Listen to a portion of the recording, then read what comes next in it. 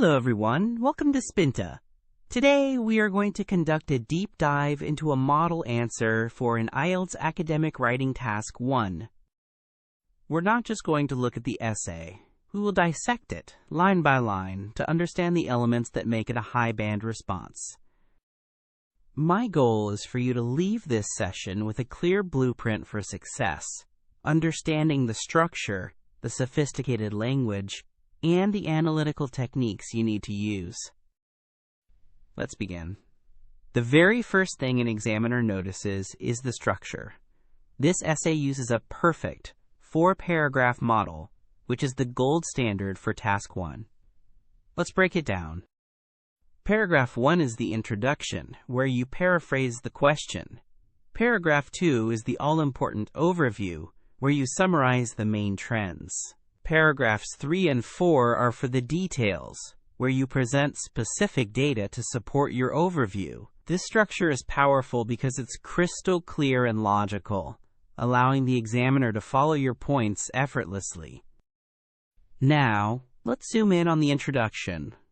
The chart is titled Global Sales of Electric Vehicles by Type, 2015 to 2025. A novice writer might just copy this. But look at our model answer. It says, the line graph illustrates the worldwide sales trends of two distinct electric vehicle categories from 2015 to 2025. It is masterfully paraphrased using high-quality synonyms. Illustrates, for, shows, worldwide sales trends, for, global sales, and distinct electric vehicle categories for types. This immediately signals strong language skills. Next, and arguably the most crucial part of your essay, is the overview. A common mistake is to jump right into the numbers. The model answer avoids this perfectly. It says, overall, both electric vehicle types demonstrate substantial growth throughout the period, with battery electric vehicles showing more dramatic expansion than plug-in hybrid EVs. BEVs consistently maintain higher sales figures and exhibit accelerating growth patterns. Notice two things. First, no specific numbers. The overview is for the big picture only. Second, it identifies two key features. Both types grow, but BEVs grow faster and stay higher. This demonstrates trend analysis skills. Now we move to the body paragraphs, where the details live.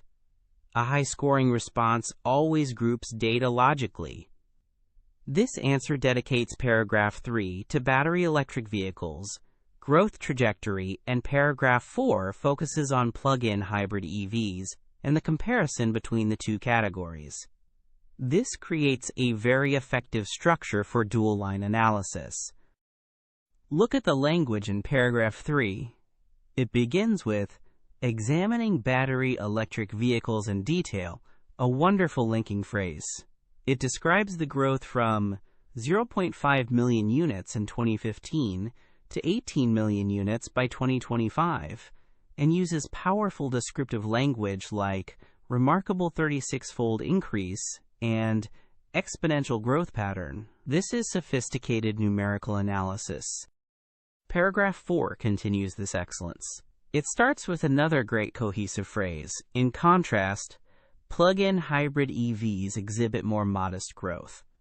It shows the growth from 0.4 to 3.3 million and notes this is approximately 8 times the original figure. The essay concludes with a crucial comparison. The gap between the two vehicle types widens considerably over time, which demonstrates advanced analytical observation. Let's talk more about the vocabulary or lexical resource. The essay is filled with automotive and growth terminology. Instead of simple words, we see phrases like substantial growth, dramatic expansion, accelerating growth patterns, and remarkable 36-fold increase. This specialized vocabulary shows familiarity with trend analysis and automotive industry language. Finally, let's consider task achievement. The essay does exactly what is required. It describes the electric vehicle sales trends, compares the two types, and highlights the key growth patterns. Crucially, it does not speculate on market reasons or environmental factors. For instance, it doesn't say BEVs grew faster due to government incentives. That would be speculation. In Task 1, you describe trends and make comparisons, not analyze market forces. So, to summarize, this is a model answer due to its flawless structure, its insightful trend overview, its logical categorization by vehicle type, and its rich, sophisticated use of growth and automotive vocabulary. This is your target. I encourage you to study this structure and these phrases. Practice them until they become second nature. This is how you will write a high-scoring Task 1 response. Don't forget to subscribe to this channel for regular updates and more content on test preparation. And also visit www.spinta.org for more mock tests.